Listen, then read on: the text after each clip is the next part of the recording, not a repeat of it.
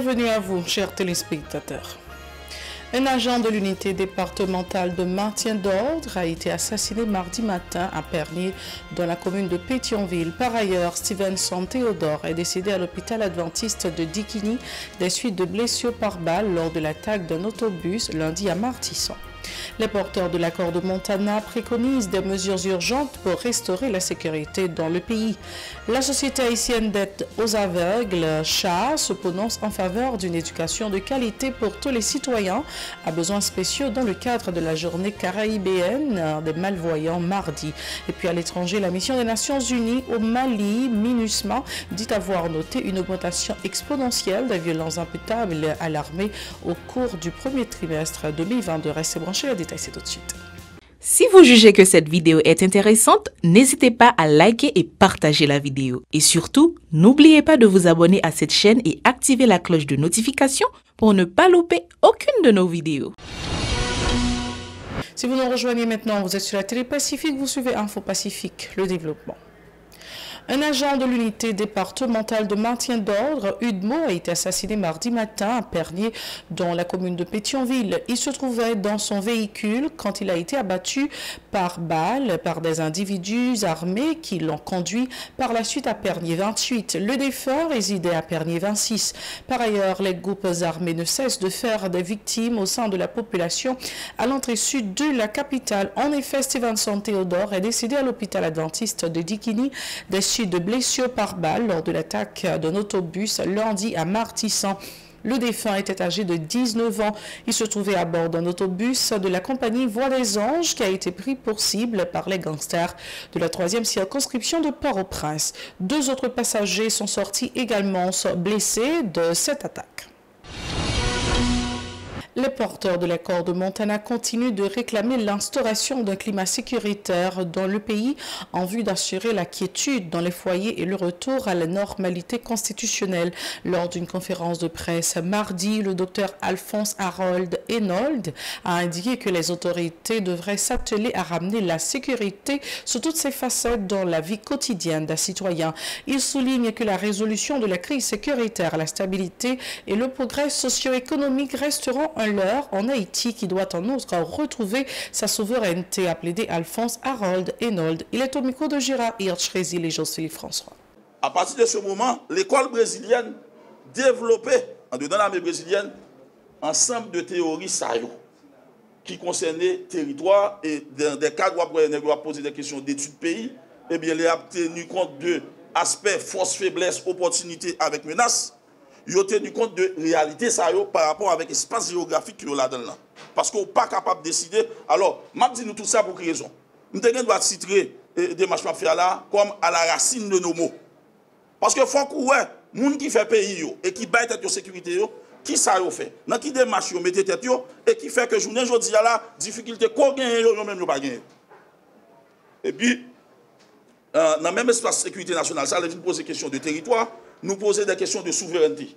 Souveraineté, tant qu'on nous bedel baltadil, des questions qu'il y a avec contrainte légitime, des questions qu'il y a avec occupation et aménagement territoire.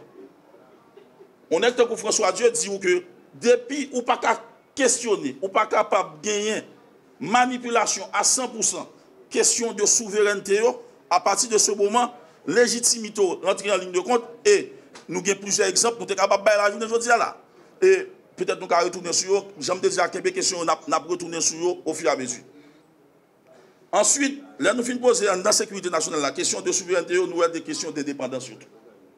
Indépendance économique, indépendance politique, indépendance socio-économique, indépendance sociale, indépendance stratégique. Tout net, il y a une forme. En dedans, ça ou même après comme sécurité. De son côté, l'ex-sénateur Yuri Latortue plaide en faveur de mesures efficaces et efficientes dans le cadre de la lutte contre l'insécurité. Selon l'ancien parlementaire, la police nationale ne dispose pas vraiment d'unités spécialisées pour faire face à la prolifération des groupes armés sur le territoire. L'ex-élu de l'Artibonite préconise notamment la formation d'une unité anti-gang au sein de la PNH en vue de faciliter la traque aux malfrats qui font la loi dans la cité. Yuri Latortue, toujours au micro de Hirsch Résil et Jocelyne François. Jodia, l'un pose problème là, il faut, premièrement, avant d'arriver aux causes conjoncturelles, réorganiser la force de sécurité à travers les forces répressives, entre une police professionnelle, une armée de métier et une force d'intelligence capable justement de diminuer, moi je dis force opérationnelle, parce qu'il y a des forces, il y a des intelligences qu'on gagne, ou moins intervenues, parce qu'on déjà connaît tout ça qui a passé. Donc, premier problème qui gagne nous là, qui fait dans le domaine là, nous pas gagner force répressive appropriée. Deuxième problème qui posait conjoncturel. En plus de ou pas de force répressive, ou une mauvaise gouvernance. Ou une gouvernance qui, au lieu que renforcer seule force publique qui gagne, qui c'est la police, d'ailleurs, de 2016 à 2021, il y a un plan de développement de la police, 5 milliards de gouttes pour renforcer, qui votent dans le Parlement, que le Parlement est blanc-seing pour que renforce la police, n'a pas que 5 milliards de gouttes, c'est 500 millions de gouttes seulement qui investissent la police là. Et si nous regardons la question de corps qui sont dans l'État, dans le gang, il y a presque 2 milliards de gouttes. Ça veut dire qu'il y a plus de corps qui investit, malgré nous, il y a un problème de force répressive, mais l'État investit beaucoup plus de force dans le développement et gang que le développement de la police. Autre point, ce journal, la militante politique Issiani Antoine prône l'unité au sein de tous les secteurs en vue de sortir le pays de la crise qui ne fait que s'envenimer depuis des mois. Pour elle, une solution interhaïtienne reste la seule alternative à la crise, ajoutant que les étrangers n'ont aucun intérêt à voir le pays reprendre la voie de la stabilité. Écoutons ces déclarations au micro de Pierre-Daniel Lamartinière et Xavansky Deramo. Depuis l'assassinat du président Jovenel Moïse, pas un président dans tête pays. Ça veut dire nous pas exister comme nation. Les nous songer Ansi de Rose qui tape chanter Haïti, c'est une mélodie d'amour. De l'eau courir dans les yeux nous. Les nous ouais dans qui état pays écrasé dans main nous. Nous pas gain l'état qui penser pour nous. Tout côté nous passer c'est calamité. Insécurité, grand goût, misère qui blaye sous nous. Haïtiens, frères accès mieux. Si nous voulons la vie nous changer, si nous voulons stabilité, la vie meilleure, avec bon gens sécurité, pas gain rete chita gade. Faut que nous mettions tête nous ensemble. Si nous pas voulons lever camper pour nous retirer tête nous dans Kachouboumbe nous là, n'a fin dépérir. Pas gain aucun pays qui a fait rien pour nous. C'est nous-mêmes, Haïtiens, qui pour aider tête nous pour qu'on nous. L'activiste Abel Lorenston appelle encore une fois le Premier ministre Ariel Henry à honorer ses promesses dans le cadre de l'accord du 11 septembre. Pour lui, la mise en application de ce document favoriserait le dégel de la crise globale qui perdure. La libération de tous les prisonniers politiques et la lutte contre l'insécurité permanente étaient notamment recommandées par les porteurs du dit accord, a souligné le militant qui envisage le lancement de 3 journées de mobilisation antigouvernementale. Abel Lorenston au micro de Vladimir Prédeville et Deramo Extravinsky. En septembre 2021, en d'accord, nous avons gagné pour la sécurité, pour gagner la libération des prisonniers politiques, pour gagner l'initiative de dossier Petro-Caribé massacre, pour gagner un programme d'apaisement social qui vous permettre que, eh bien, programme ça atterrit dans les quartiers défavorisés, les gens qui piment mal, les gens qui ne peuvent pas manger. Et c'est ça qui vient nous signer pour nous dire que nous allons entrer dans l'autre phase pour organiser et pour l'élection organisée dans le pays. Parce que nous avons bataille pour que couple qui était là, tu es allé et puis pas là encore. On peut bataille que nous faisons. Mais puisque nous faisons signer encore, Dr Ariel Henry, pourquoi j'aime respecter en d'accord. De son côté, l'activiste Edzarge, lui, exhorte le chef de la primature à faire preuve d'efficacité. Après environ 1 an passé à la gouvernance du pays, il condamne les agissements des bandes armées qui prennent les citoyens pour cible, ajoutant que la violence n'est pas du tout propice à la tenue d'élections pour permettre au pays de retrouver la voie de la normalité constitutionnelle. Cette déclaration toujours au micro de Vladimir Prédeville. C'est demandé locataire primatia pour le bail population sécurité, pour le bail population apaisement social qui n'a pas. C'est ça qu'on a demandé pour locataire primatia bail population parce que je dis à nous dire n'est pas possible pour nos pays, c'est insécurité, c'est la misère, c'est chômage, cap croiser pied sous biscuit population. Je dis à nous pour remarque, qu'il y a un pile monde qui est dans la rue ensemble avec nous. Moun sa yo t'a parlé, faut que Jovenel Moïse allait, faut que le système change, mais je ne dis pas, nous faisons une remarque, c'est pas ça qui t'a réglé pour la population, c'est tout le monde qui t'a réglé les affaires personnelles. Autre point, la Société haïtienne d'aide aux aveugles Charles se prononce en faveur d'une éducation de qualité pour tous les citoyens à besoins spéciaux. Cette structure est sortie de son silence dans le cadre de la commémoration de la journée caribéenne des malvoyants. Mardi, les responsables de l'organisation ont dénoncé les nombreuses difficultés que confrontent ces citoyens pour s'instruire et apprendre un métier faute de moyens financiers.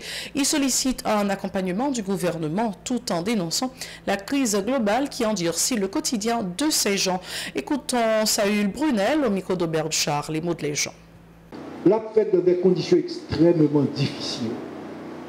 Matériel coûte cher, parfois nous n'avons pas de matériel, encadrement pédagogique la fête, nous pas de pile professeurs itinérants, ça veut les professeurs mobiles. Donc, c'est dans des conditions difficiles. Mais à part difficultés ordinaires que nous habitués à gagner, depuis quelques années, depuis 2 ou 3 ans, nous avons un environnement sociopolitique qui réellement constitue un gros obstacle. Un obstacle parce que cause violence, cause kidnapping, cause grand goût, l'affecter population handicapée en pile, surtout que mon handicapé, majorité dans c'est dans quartier populaire à vivre. Donc nous pouvons imaginer nous ça qui passe. Il y en a qui mourent, il y en a qui ne sont pas capables de l'école, etc., etc. Dans des conditions difficiles. Il y a des conditions objectives qui pourraient réunir pour faire inclusion scolaire, pour faire intégration scolaire. Or, si on n'a pas existé, donc on a essayé fait, mais on n'a pas capté que on a fait dans des conditions réellement sérieuses. Plus loin, Saül Brunel appelle les autorités à travailler en vue de l'intégration effective des gens à mobilité réduite dans la société.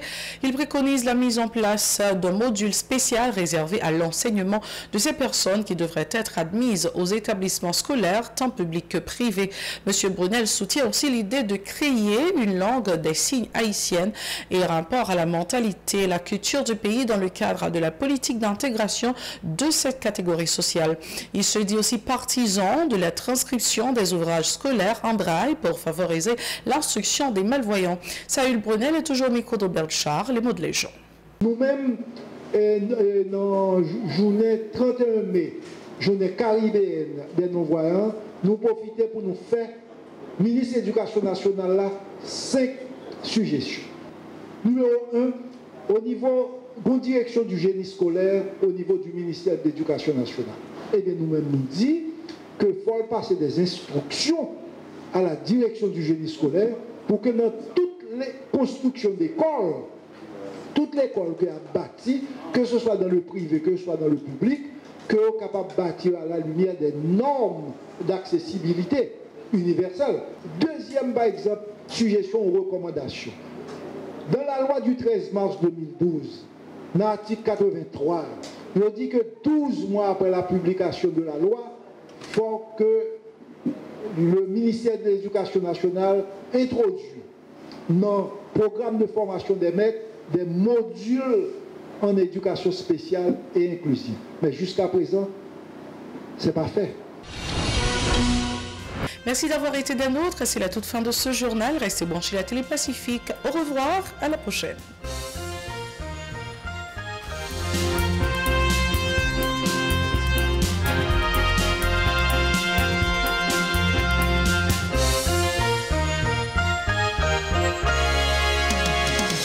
Si vous jugez que cette vidéo est intéressante, n'hésitez pas à liker et partager la vidéo. Et surtout, n'oubliez pas de vous abonner à cette chaîne et activer la cloche de notification pour ne pas louper aucune de nos vidéos.